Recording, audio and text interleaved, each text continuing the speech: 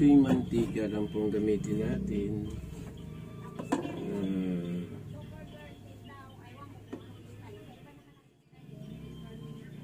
So ito, pagsabayin na natin. Sibuyas at saka bawang. Ito ako guys luto ng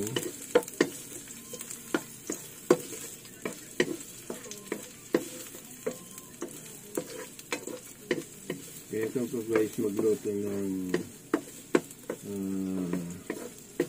matawag nito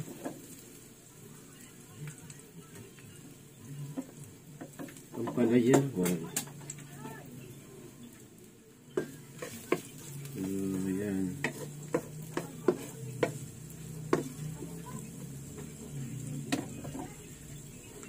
May ng ating apoy. Relaxan natin konti. Sabay na rin natin itong chicken breast kasi hindi matagal maluto yun eh.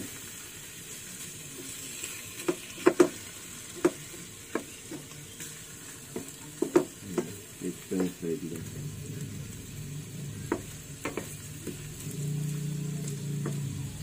Naku, magtutubig pala ito mamaya.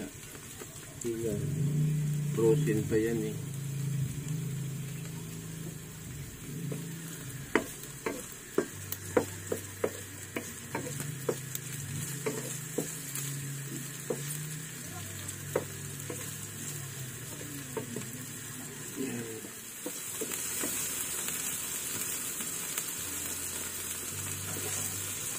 So next natin itong kamatis guys.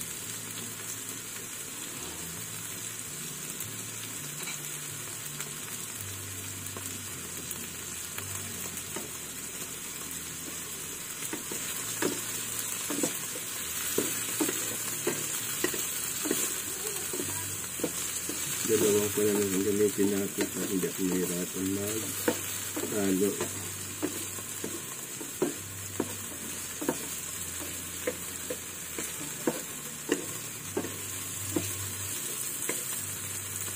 Then ito, balik na rin natin.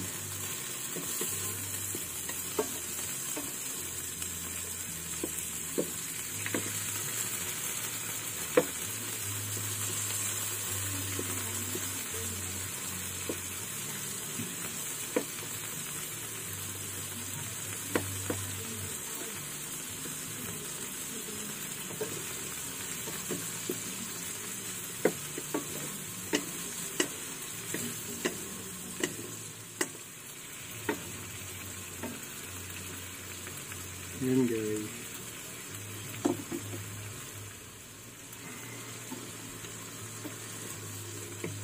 Yan. Balik ka rin natin ulit. Kasi medyo hilaw pa yung iba.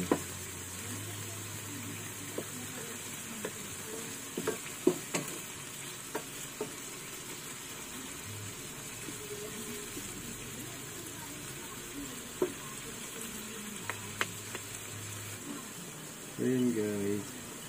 Nalagyan na natin siya ng konting asin para magkalasa.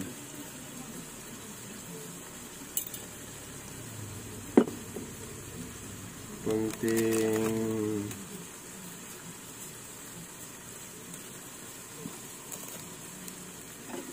ginamoto. Asin siya oh. Pero hindi pa kwanto guys, medyo matigas pa yan. So itong kamatis.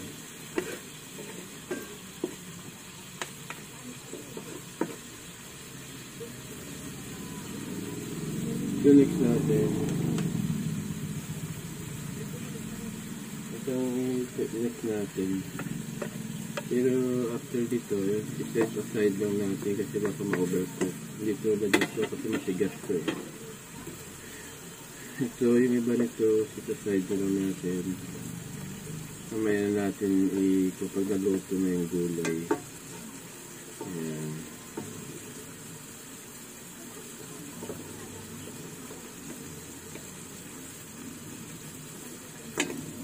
Kasi ito mabilis lang ito maluto eh. tubig na siya.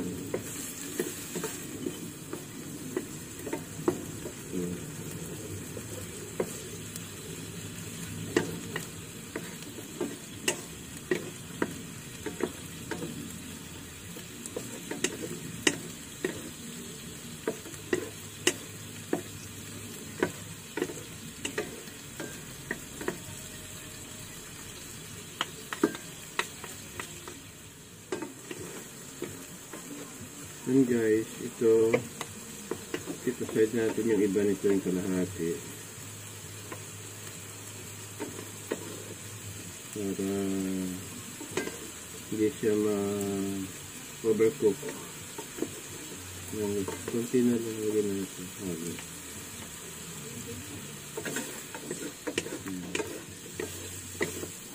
Tira lang natin ito, gulay. So yun guys, bago rin natin lagay itong ampalaya.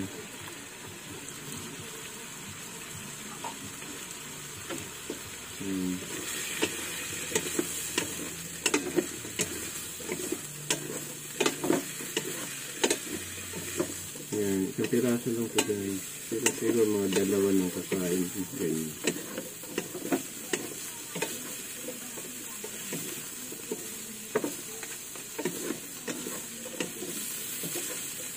So yun guys, lutuin muna natin ito. Different kasi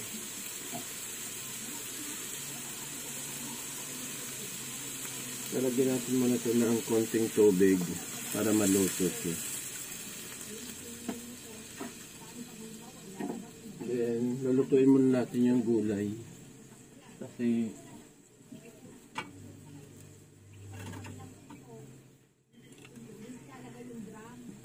maliit.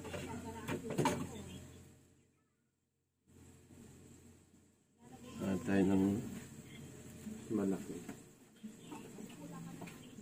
So yun guys. Mamaya na lang ulit. Balik tayo. Bye. Guys, kumulo na siya. Halo-haloin lang natin.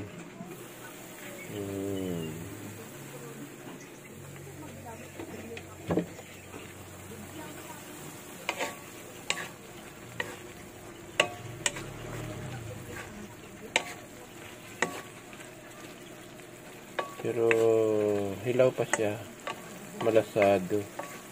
Okay na sana to kung may ngipin ako. Wala eh, kunti na lang ngipin ko, 3 piraso, so hindi ko kaya nguyain to. Okay, tatakpan natin siya ulit mamaya. Balik na lang tayo mamaya guys pag talagang luto na siya.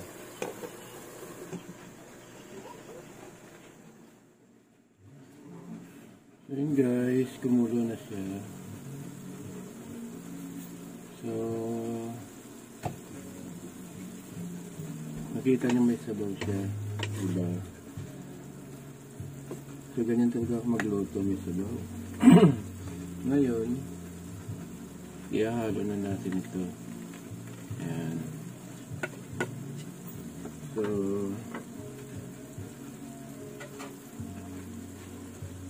halo-halo lang natin para mag-combine na sila. Magkaroon na lang siya ng mabuhay na yung kulay niya.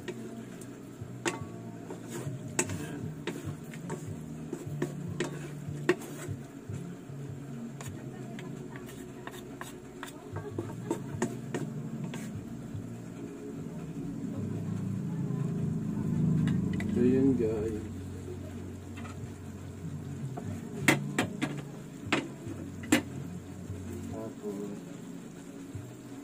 So guys, may binati na ako.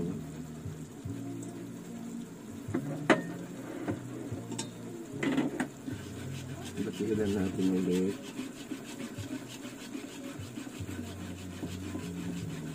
Ayan. So maganda yung result pag yung pambati ko ganito. Ayan guys.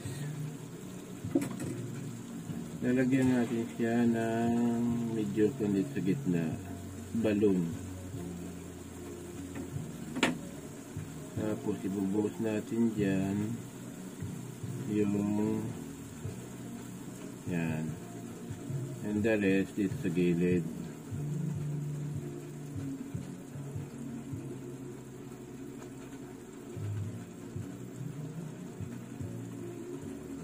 Yan guys.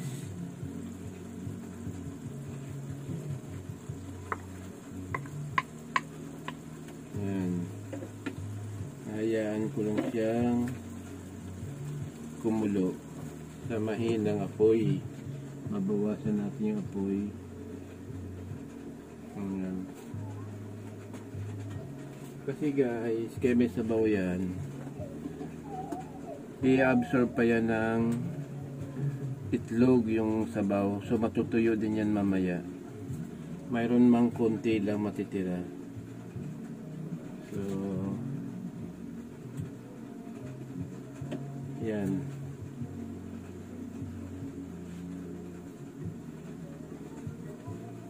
Balik na lang tayo maya pag kumulo na siya ng husto. Hi guys, I'm back. Lalagyan natin siya ng, nakalimutan ko palang lagyan ng itlog ng paminta. So yun.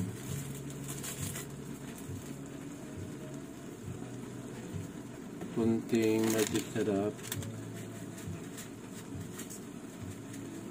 Kunti lang yan ha.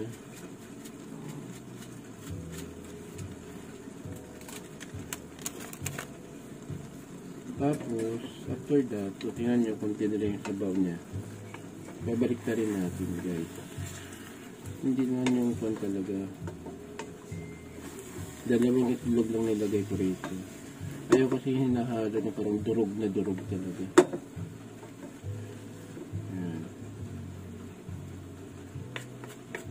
Para buo-buo rin yung itlog niya, hindi durog.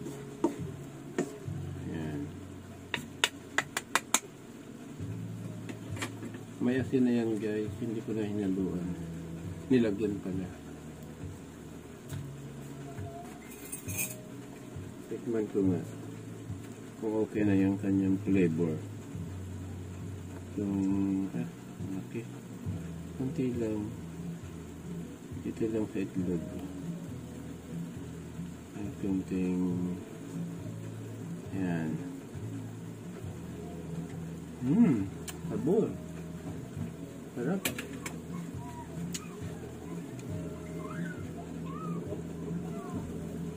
Yun guys.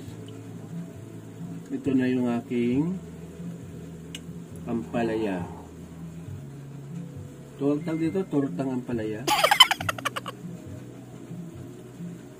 So, ganyan lang magluto guys.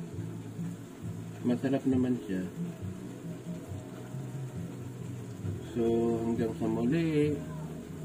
Hanggang dito lang ang ating video. Don't forget to subscribe, like, and comment. And share na rin.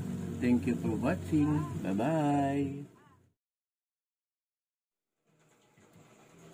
So, yan guys. Ito yung finished product.